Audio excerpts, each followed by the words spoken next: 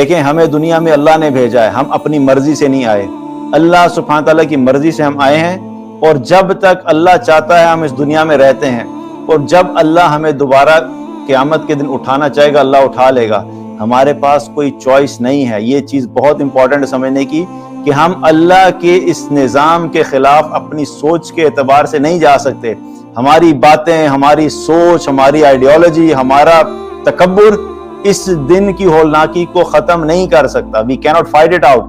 ہمارے پاس ایک ہی راستہ ہے, وہ راستہ یہ ہے کہ جو کچھ اللہ سبحانہ تعالیٰ نے اس دن کے بارے میں بتایا ہے, اپنے آپ کو اللہ کی اطاعت میں لگا کے, سبمٹ کر کے اس دن کی تیاری کرنا شروع کر دو. That is the only choice we have. ہم اس سے بھاگ نہیں سکتے, ہم اس سے نکل نہیں سکتے. ہم زمین چھوڑ کے مارس پہ جا کے بیٹھ جائیں یا جوپیٹر پہ جا کے بیٹھ جائیں, not gonna work. یہ وہ دن ہوگا جو ہم میں سے ہر انسان نے دیکھنا ہی دیکھنا ہے.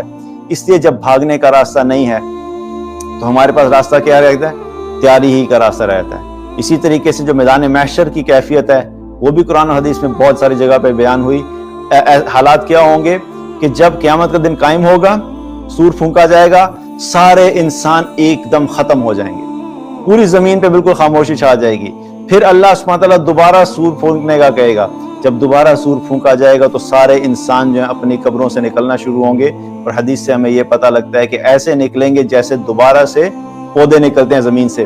اب جو لوگ زمین سے نکلیں گے, اپنی قبروں سے نکلیں گے اور وہ میدان محشر کی طرف چلنا شروع کریں گے, اور بالکل ننگے جسم ہوں گے, اور وہاں پہ چلتے رہتے کچھ ایسے لوگ ہوں گے جو پیدل چل کے جا رہے ہوں گے, کچھ ایسے ہوں گے جو سواری کے اوپر ہوں گے, کچھ ایسے ہوں گے جو منہ کے بل چل کے جا رہے ہوں گے, اور یہ سارے لوگ میدان محشر کی طرف چلتے جا رہے ہوں گے. میدان محشر میں جب پہنچیں گے وہاں پہ ایک اور ہولناکی ہے. جب وہاں پہ پہنچیں گے تو کیا ہوگا؟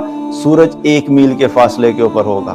ایک طرف اللہ کی جنت آ جائے گی, ایک طرف اللہ کی جہنم آ جائے گی, اور جہنم کو جب چنگھاڑتے ہوئے دیکھیں گے تو سب کی خوف سے یہ حالت ہوگی کہ سب کو یوں لگے گا کہ آ کے ہم سب کو نگل جائے گی. پھر اللہ سبحانہ تعالیٰ اس پہ اپنی تجلی ڈالے گا, تو تجلی کی ڈالنے کی وجہ سے وہ دبک جائے گی. اور فرماتے ہیں کہ حدیث میں کہتا ہے کہ اگر اللہ اس پہ اپنی تجلی نہیں ڈالے تو میدان محشر میں جتنے لوگ موجود ہیں وہ سب کو کھا جائے. یہ وہ منظر ہوگا کہ قیامت کے دن. اور گرمی کے شدید عالم ہوگا. بہت سے ایسے لوگ ہوں گے جو پسینے میں ڈوبے ہوئے ہوں گے. کچھ کا پسینہ ان کے ٹخنوں تک ہوگا, کچھ کا پسینہ ان کے نصف پنڈلی تک ہوگا, کچھ کا پسینہ ان کے گھٹنوں تک ہوگا, کچھ کا پسینہ ان کی کمر تک ہوگا, کچھ کا پسینہ ایسا ہوگا کہ وہ پورے منہ تک پسینے میں ڈوبے ہوئے ہوں گے. یہ کیفیت ہوگی. اور پھر یہ اتنا عذاب ہوگا پسینے کا کہ حدیث میں آتا ہے کہ لوگ اللہ سے دعا کریں گے, یا اللہ تو جہنم میں ڈال دے لیکن اس مصیبت سے ہمیں نجات دلا دے.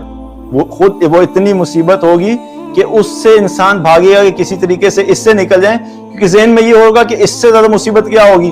حالانکہ یہ تو کچھ بھی نہیں ہے, ابھی تو جہنم آگے ہے. اللہ تعالیٰ ہم سب کی حفاظت فرمائے, اللہم اجرنا من النار.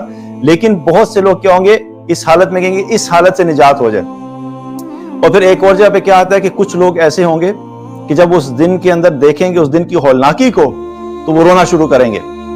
رونا شروع کریں گے, روتے روتے اتنا روئیں گے کہ ان کے آنسوؤں سے جو پانی اکٹھا ہوگا, حدیث میں آتا ہے کہ اگر اس پانی کے اندر کشتیاں چلائی جائیں تو کشتیاں چل سکیں گی. اتنا روئیں گے کہ رونے کی وجہ سے آنسوؤں کی ندیاں بہا دیں گے.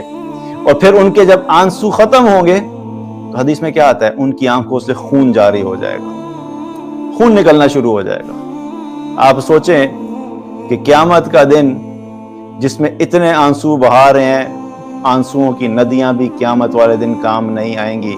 اللہ نے دنیا میں جو زندگی دی ہے اس میں اللہ کو یاد کر کے ایک آنسو اگر آنکھ سے نکل گیا, وہ قیامت کے سارے جو آنکھوں سے آنسو نکلنے کی جو ندیاں ہیں ان تمام کے اوپر بھاری ہے. حدیث سے کیا پتہ لگتا ہے کہ وہ آنکھ جو اللہ کو اکیلے میں یاد کر کے روئے گی, اللہ تعالیٰ ایسے شخص کو قیامت والے دن اپنے عرش کا سایہ نصیب کرے گا.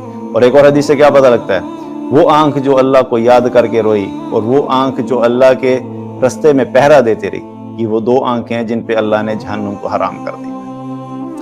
دنیا کا ایک آنسو اللہ کی خاطر قیامت کی ندیوں سے بھی زیادہ بھاری ہے. تو آج اللہ نے موقع دیا ہے کہ ہم اللہ کو یاد کر کے رونا چاہیں تو روئیں.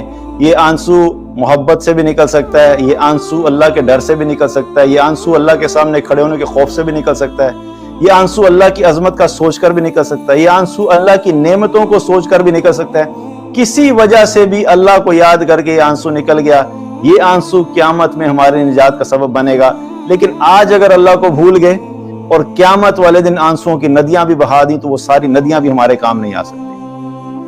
اب یہ وہ سارا دن ہے جس کا سارا منظر میں نے آپ کے خلاصے کے طور پہ آپ کے سامنے رکھا. اب آپ خود سوچیں کہ ایسے دن کے بارے میں کوئی خوشخبری والی بات ہم بتا سکتے ہیں جو اتنا خوفناک دن ہے, جس کے اندر ہر جگہ پہ مشکل ہی مشکل ہے. ٹھیک ہے, کچھ لوگ ایسے ہوں گے جہاں پہ پھر اللہ سبحانہ تعالیٰ اپنی رحمت سے اپنے کچھ خاص بندوں کے لیے اس دن کو آسان کرے گا, لیکن مجموعی طور پہ اس دن کی جو کیفیت ہے وہ ویسے ہی ہوگی. جنت سب دیکھیں گے, جہنم سب دیکھیں گے, سورج 1 میل کے فاصلے کے اوپر ہوگا, لیکن الگ بات ہے کہ کچھ لوگ اللہ کے سائے کے نیچے ہوں گے, اللہ ان کو پروٹیکٹ کرے گا. لیکن مجموعی طور پہ جب اس دن کے بارے میں ہم سنتے ہیں اور سوچتے ہیں تو بہت ہی خوفناک اور ہولناک قسم کا دن ہے. اسی لیے اللہ کہہ رہے کہ وَاتَّقُوا يَوْمًا, ڈرو اس دن سے, تاکہ تم تیاری کر سکو, تاکہ تم پریپیئر کر سکو کہ اس دن میں کس طریقے سے ہم نے کامیاب ہونا ہے.